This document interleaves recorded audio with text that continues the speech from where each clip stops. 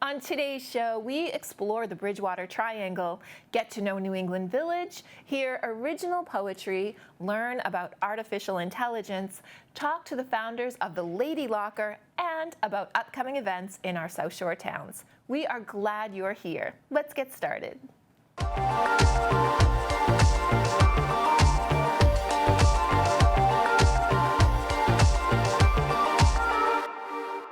The science of making machines that can think like humans is rapidly changing how we work, shop, socialize, and accomplish tasks in our everyday life. Proponents of artificial intelligence say it's making human lives easier. Detractors have concerns. In AI, What's the Story? We take a quick dive into what's good to know about this controversial technological advancement. People are talking about artificial intelligence. We hear that AI can diagnose our ailments, write our emails, and even parallel park our cars. It's one of the buzzwords of our post-pandemic world. But what exactly is AI? Artificial intelligence is a sub-discipline of the field of computer science, which teaches machines to simulate human intelligence. Computer engineers create systems that process information, identify and fix problems, and complete tasks by mimicking the steps our brains take when we learn, understand language, and make decisions. So, how do they do this? Algorithms. Algorithms are a set of steps computers use to problem solve or complete a task, and are the building blocks of all computer programs. Think along the lines of following a recipe or putting together IKEA furniture. Computer algorithms are way more precise and have a consistently definitive outcome. They will never add too much salt to the stew or have extra parts left over. AI, though, uses a specific kind of algorithm that is not like other algorithms. These are designed to enable computers to learn and improve without a human being holding their little keyboard hand every step of the way. AI algorithms thrive on robust data sets and the continued input of more and more. That's how they learn and grow. This is called machine learning. The initial collection of data is pre-processed and cleaned up by humans, who then dump it into a program. Each bit of data is assigned a weight and a threshold. Depending on the question that you, the human user, type in, this information gets pushed and pulled through a form of AI algorithm called artificial neural networks. Again, mimicking the neural networks of our human brain, but processing a lot faster. All of this has been a hot topic in the news and media lately and sounds very new, but it actually isn't. You have utilized AI at some point in your life and probably today. Ever have a product or movie recommended to you on Amazon or Netflix? Yep, that's AI. Have you used Waze or a similar GPS navigation app to find your way around? There are some AI elements there. What about when your bank calls asking if you'd recently purchased 7 large-screen TVs at Walmart in Kodiak, Alaska? That is AI detecting fraud. Or questioning your life decisions. No judgment here. Kodiak, Alaska is beautiful this time of year. We've been living with AI for a long time. Everything from heated car seats, smartphone apps, and cloud-based phone services like Amazon's Alexa or Google's Google Home utilize AI. So, why so much AI in the news recently? We can thank ChatGPT. This AI program was released in November of 2022 by a company named OpenAI and was a major advance in natural language processing. Basically, ChatGPT is like sitting down with your brilliant friend with a huge library who never tires of endlessly answering your questions about anything. Currently, the network algorithms of ChatGPT process the storage of text-based data that is equivalent to 1.3 million books. When you ask it a question, it refers to its massive library and looks for patterns that match the word formation you entered. It then pieces together sentences and paragraphs like puzzle pieces, creating a whole word picture, if you will, and uses that to answer your question. ChatGPT's ability to remember these patterns and how they were input and applied gives it the unique ability to craft responses that are nuanced and conversational. And the more people use it, the more data it uses to refine itself. ChatGPT doesn't just answer questions. It also creates new content on demand at a scale and level of sophistication that, on its release, had not been seen before. Ask ChatGPT to write a sentence about tacos in the style of Joan Didion, blink, and you have, in the late afternoon haze of Southern California, a single taco meticulously assembled with the precision of an architect's blueprint epitomizes the delicate interplay of flavors, textures, and cultural influences that define this sprawling landscape. Impressive, right? Since the release of ChatGPT, advances in AI are growing exponentially across fields of discipline. Google released its conversational chatbot in March of 2023, called Bard. In medicine, AI is being used to diagnose disease and discover new medications. In education, AI is able to create curriculum and programs that can be finely tailored to each individual student. AI can create realistic images on demand.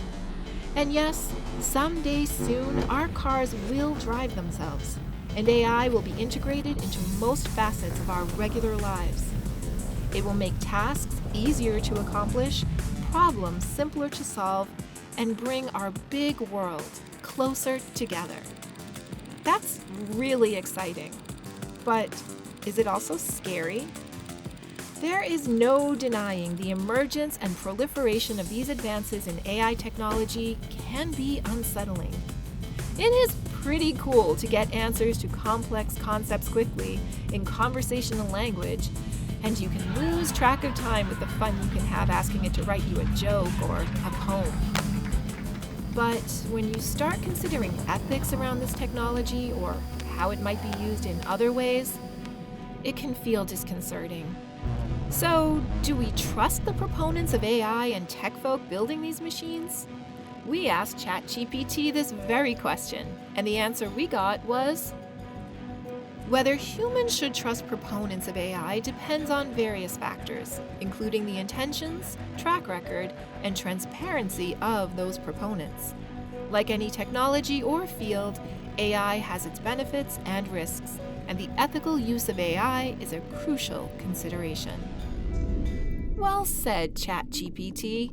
AI is a powerful and useful tool that, when used in partnership with human empathy, intuition, and common sense, has the ability to enrich our current lives and the unlimited future. In the end, it comes down to us, the living, breathing, feeling folks. And how that makes us feel really does depend on us, right? And that, friends, is where we leave you. Thanks for spending time with the local scene. And if you haven't already, follow our channel to keep updated on what's good and good to know. You can probably use AI to do it.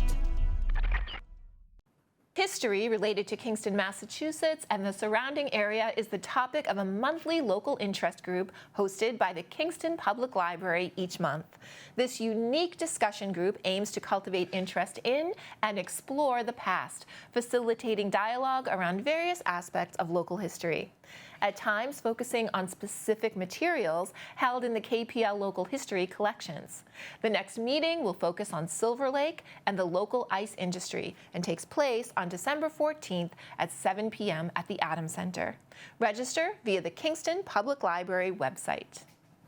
America's Hometown Laureates is seeking nominations for the next Plymouth Poet Laureate to succeed Plymouth's first poet and author Stephen Delbos.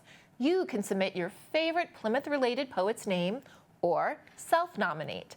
The next Plymouth Poet Laureate will serve a 2-year term, during which they will elevate poetry and arts in the town's consciousness and promote the community's values, people, and cultural traditions through the literary arts.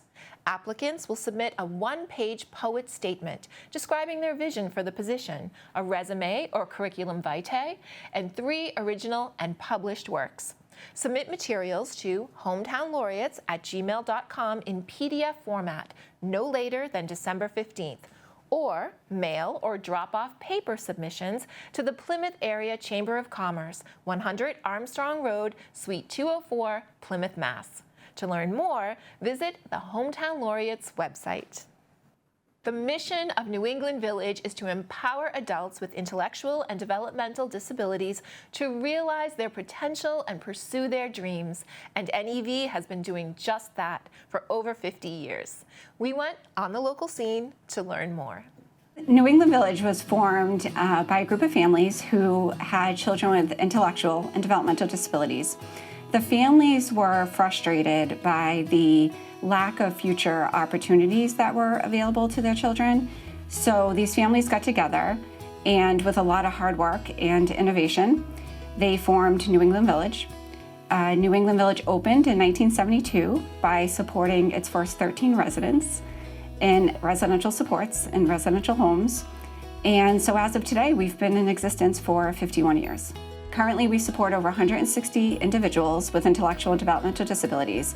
The lengths that New England Village goes to make sure that people with disabilities are part of the community include providing plenty of opportunities for folks to volunteer, be involved in community service groups, participate in programs and community events. We have a lot of people who live here and who attend our day programs as well, who have active employment in the community, natural-based employment and also supported employment in the community.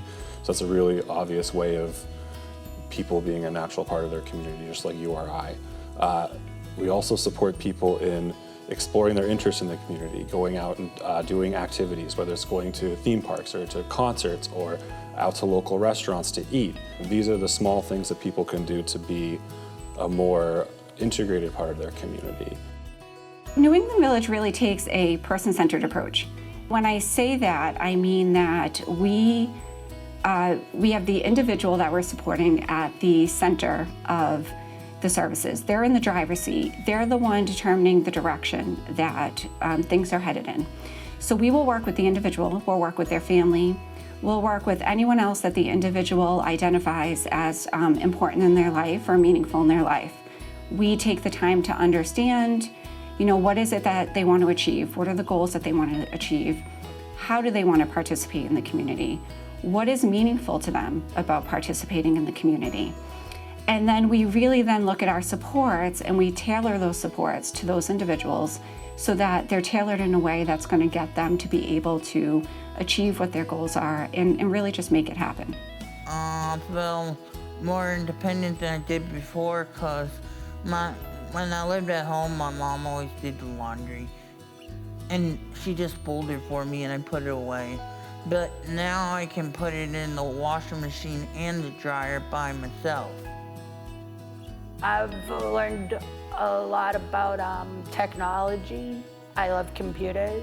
I like doing the art projects here with Melanie. We used to do things out of paper. We would make collages out of paper and magazines. I loved that. I'm a grocery packer. I've been there for 29 years, starting my 30th coming up next year.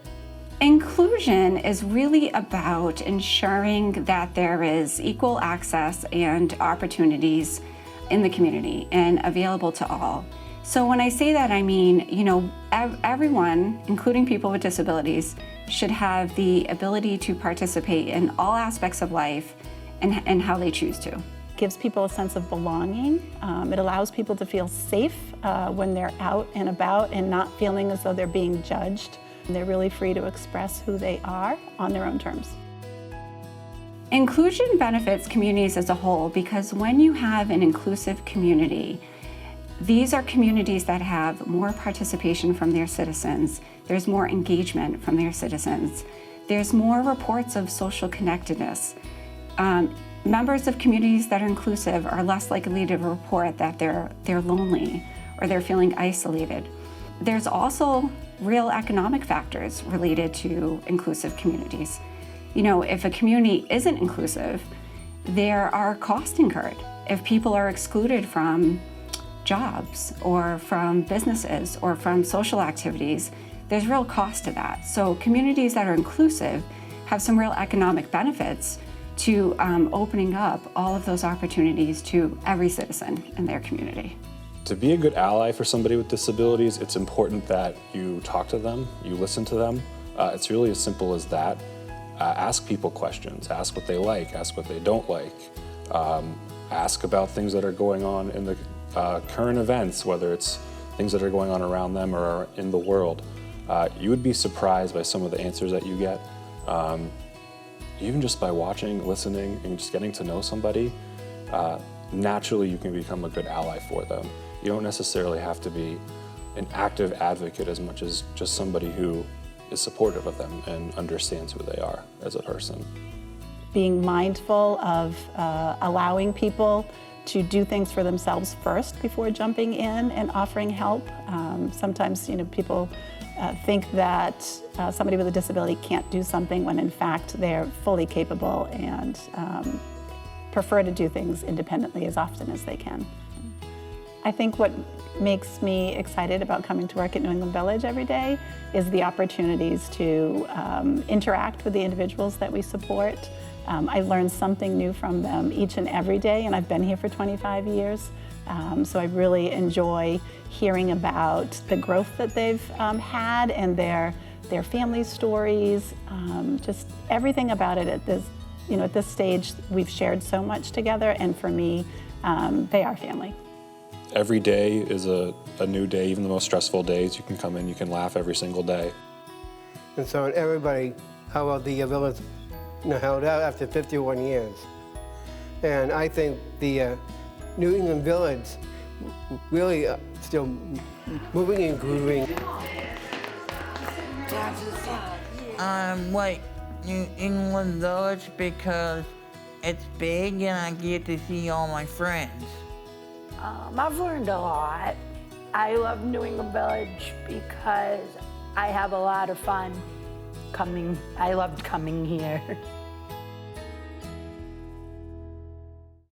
Actor Neil McGarry's award-winning solo performance of A Christmas Carol is coming to the Spire Center stage on December 17th. With only a minimalist stage, a few props, and the words of Charles Dickens, this performer brings the classic characters of this treasured story to life. Named the Best of Boston by critic Jules Becker, this production also won the Best Solo Performance from the Independent Reviewers of New England in 2014. The curtains go up at 3 p.m. Visit the Spire Center for tickets. An infamous axe murder, haunted battlefields, sea vessels overrun by ghosts. Massachusetts is home to a plethora of paranormal phenomena. Next up is one 200-square-mile area that has been the site for a slew of unexplained occurrences. Here's the Bridgewater Triangle. What's the story? Recently, UFOs have teleported from the pages of sci-fi novels into mainstream news headlines. The issue is getting a serious look on Capitol Hill after the public release of footage taken by Navy personnel that shows objects in flight that defy explanation or identification.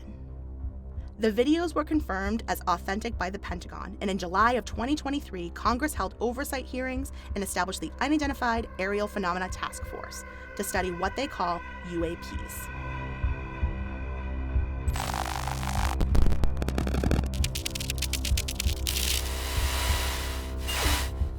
Even though UFOs are only now getting some legitimate attention and a rebrand by our government, Massachusetts has amassed a long history of sightings.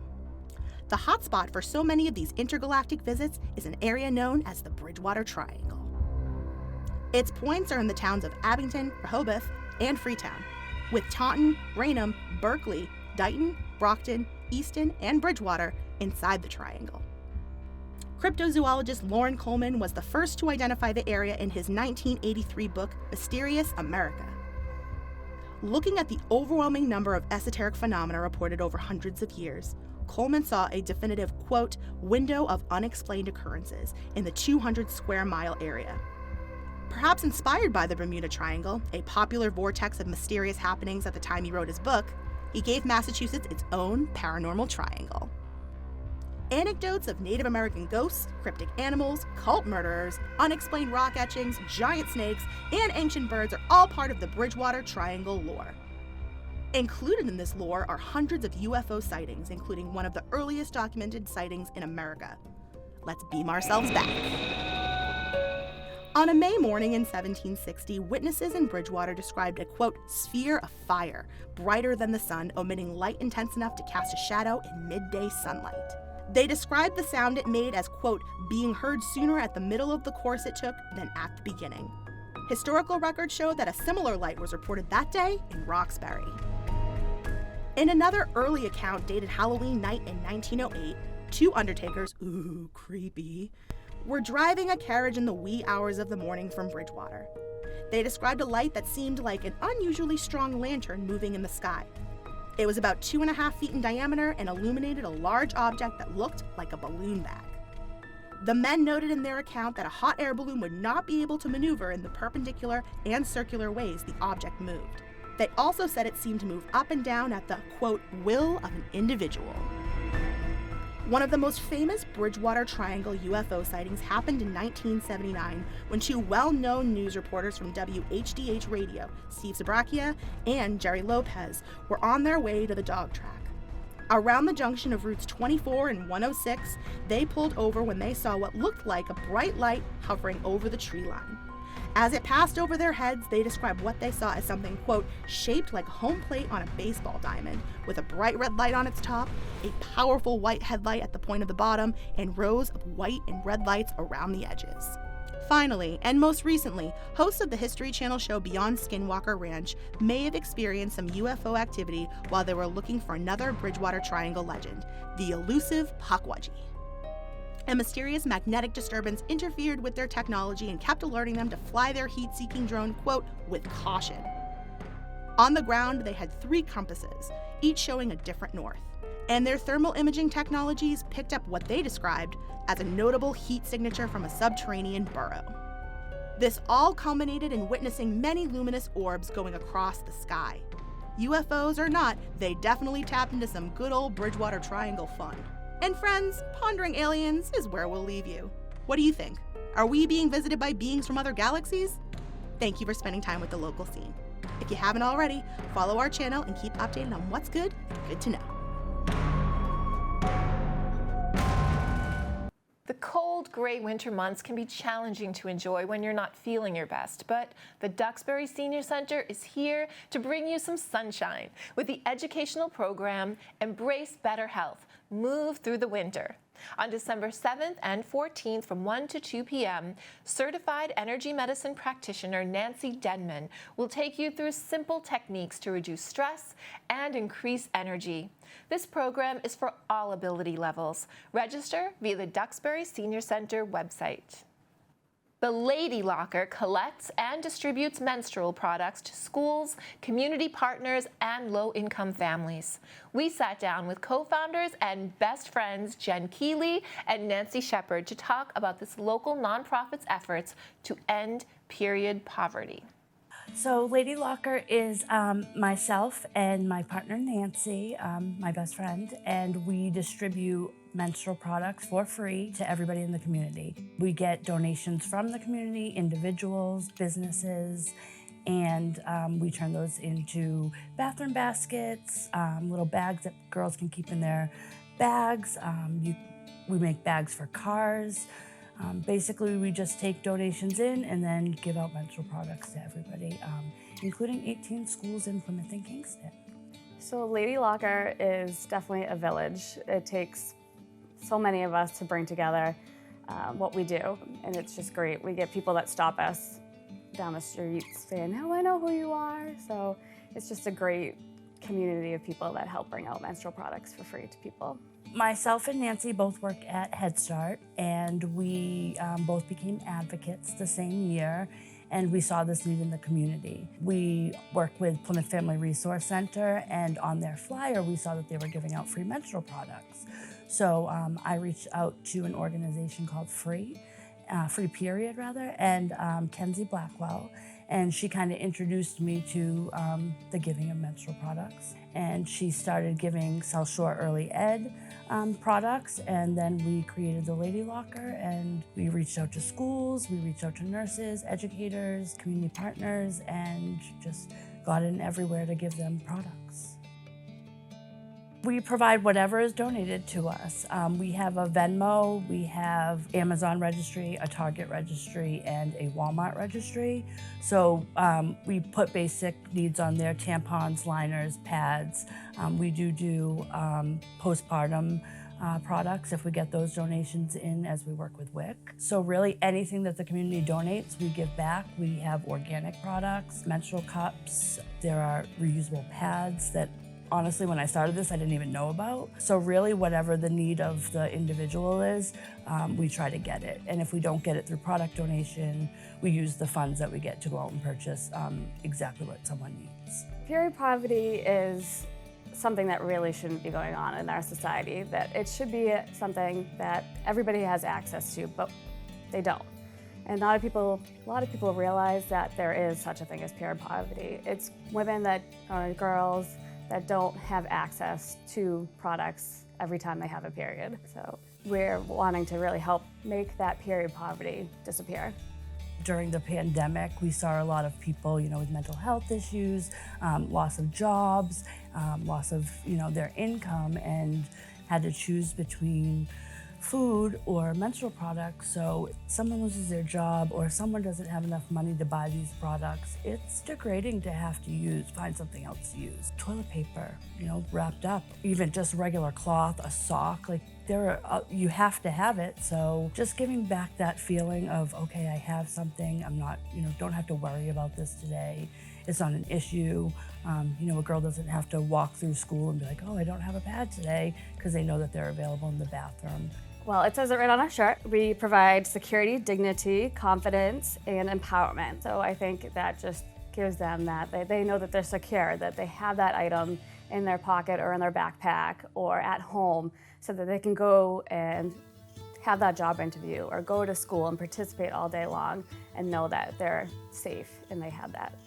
My daughter, who is really into helping us with this, didn't really feel comfortable going down to the nurse's office because the pads that they get are not always for teenagers. She now keeps little bags in her backpack, and people know to go to her. She has a lady locker mom, so she's using this project, I guess you can call it, to make friends, to inspire others, to spread awareness. So I see that in her every day, and it just makes me want to keep going, because it's giving her a sense of purpose as well that I don't know that she really knew she had before this. So watching her grow with this has been really amazing. You don't realize that something so small, sorry, I'm getting emotional, something so small can bring such pride to somebody. Just being in the work situation that we have and seeing people that can't afford it, to just hand them a small paper brown bag with a month's supply of period products in it, and they just light up like we just gave them $1 million. So to see that on their face, or that now that my daughter's more involved with it and enjoys it, her to come home and be like, Mom, somebody saw my picture in the bathroom. They came up to me and asked me if I had a pad for them today because they didn't have one. So to have her come home and tell me that she is happy about it is also a sense of pride too.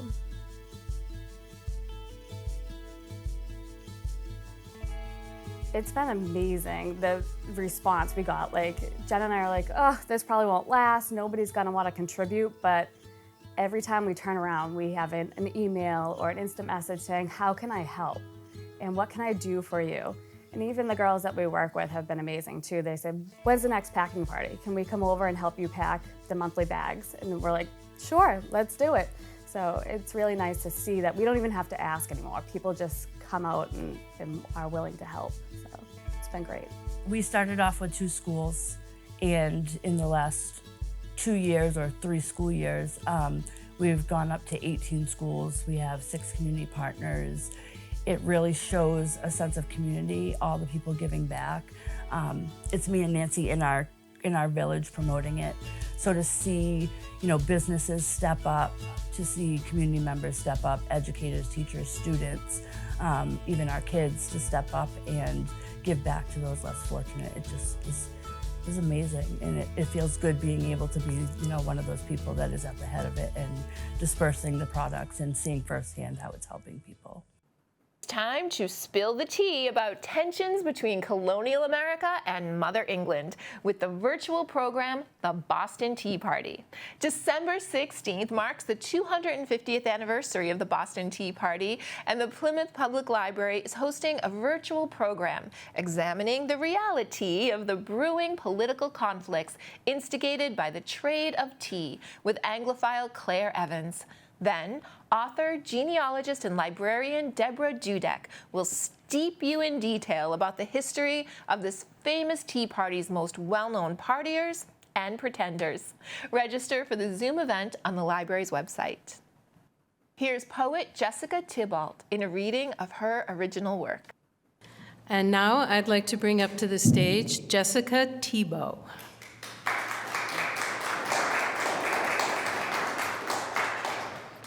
Hello. This is my first time reading in Plymouth. I moved here in 2020, so I'm a little nervous. I'm going to share a poem that was first published in an online magazine. I wanted to read this one first. My mother had passed away this past September, and it was published on her birthday, so I figured I would read this one first. It's called Eroded Love. Ignorance to her selfishness threw her away, breaking a code that settled in for a decade. Grasping for a line, a thirst excused from her denial, fled by foot away from the fluorescent light. A bang of an aluminum door was the last thing heard from a life before. Passion and trouble laid in the wake of sin that started way too late.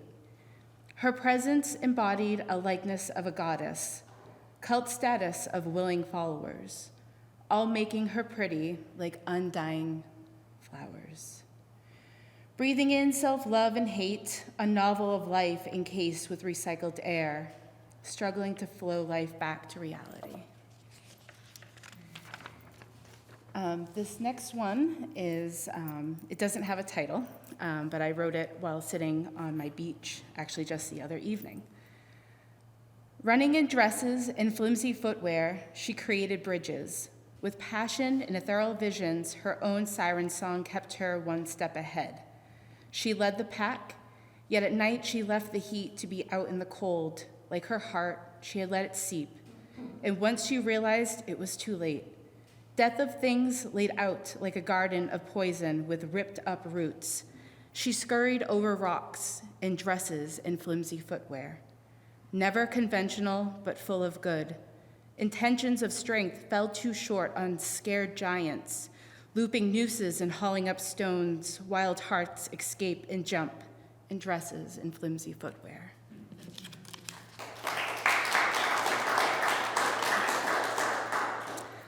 This one is called Dark Matter. The dark autumn sky wrapped around like a little black dress, stars connecting and ribboning starlets around the wrists and throat.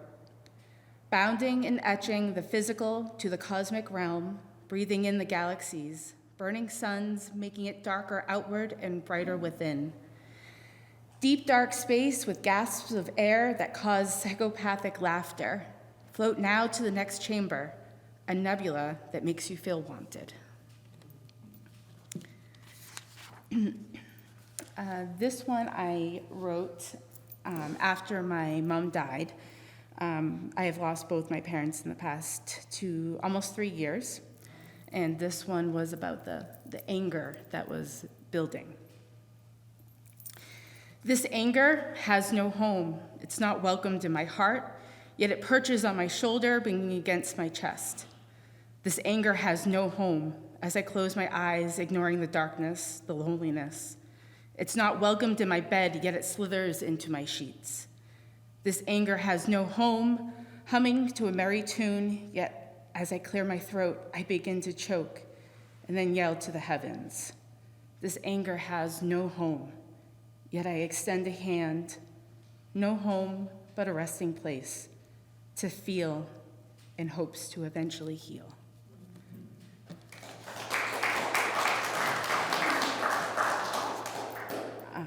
these two kind of connect to each other.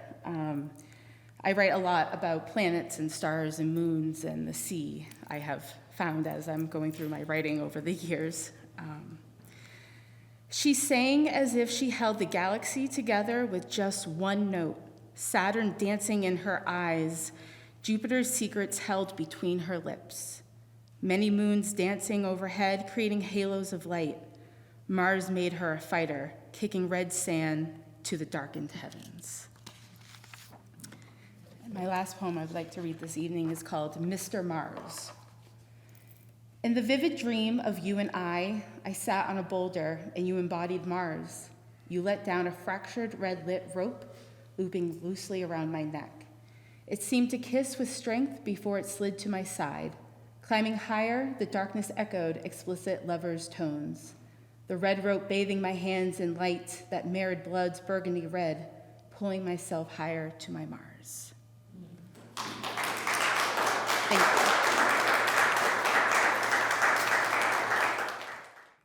Are you a Comcast Xfinity cable customer? Our channels are changing. Effective December 5th, our government channel 15 becomes channel 9, and our education channel 14 will become channel 8.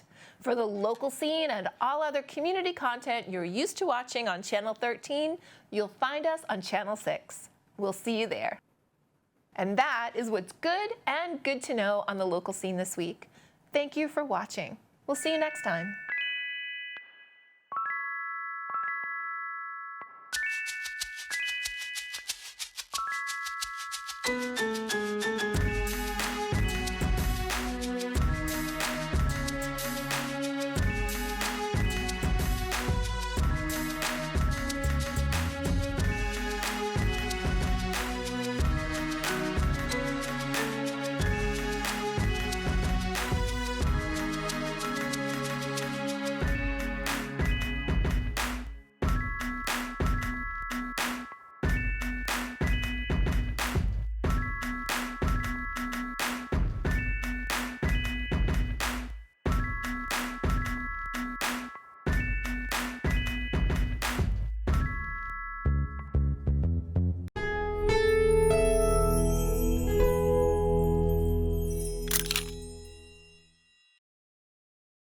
Thank you for watching. We are grateful for your attention.